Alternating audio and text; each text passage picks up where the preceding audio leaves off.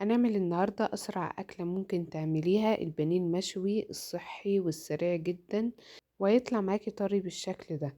معايا هنا نص كيلو بانيه، عليه طماطماية وبصلاية وتلات أربع فصوص توم. بضربهم كويس في الكبة وبضيف لهم نص علبة زبادي، أو نص كوباية لبن. عشان يعني اللبن أو الزبادي بيخليه طري جدا. وهنا بحط رشة كاري، ورشة ملح، وشوية فلفل أسمر، وممكن تستغني عن الكاري خالص وتستكفي بالملح والفلفل بس. وبتبله وبعينه في الفريزر وبطلعه وقت الاستخدام. لو انتي مستعجلة ممكن تسيبيه مثلا 3 ساعات في التلاجة. هنا عندي جريل، مسخناه كويس جدا، وحاطة فيه يعني دهناه، دهنة زيت، حوالي معلقتين او معلقة. وبنزل فيه بالقطع البانيه تاخد صدمة، اول ما تكون يعني الزيت سخن. واول ما ياخد وش بالشكل ده بقوم قلبها على الوش التاني، وهكذا. بتضيفي بقى الكمية اللي انت عايزاها حسب الاستخدام بتاعك، والباقي بتعينيه في الفريزر.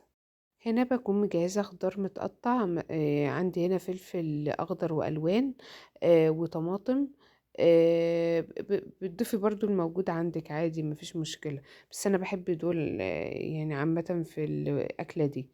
ورشة ملح بسيطة جدا وفلفل، ورشة بهارات فراخ لو حابة. لو مش حابة استكفي بالملح والفلفل، ده بس عشان أطعم الخضار نفسه.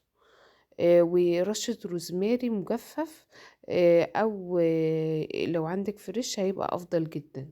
وبقلبهم، وبعد كده بهدي النار وبغطي الجريل 5 دقايق بالظبط، هتكون الأكلة جاهزة معاكي. هنا بعد ما كشفت الغطا كان الخضار دبل أو اتشوى كويس، والبانيه مستوي طبعا. وبقدمه بالشكل ده جنب مكرونة، وممكن تعمليها سندوتشات، أو حتى في كريب، في أي حاجة عندك. أكلة جميلة جدا، طعمها لذيذ، والبانيه طري بالشكل ده. وبألف هنا.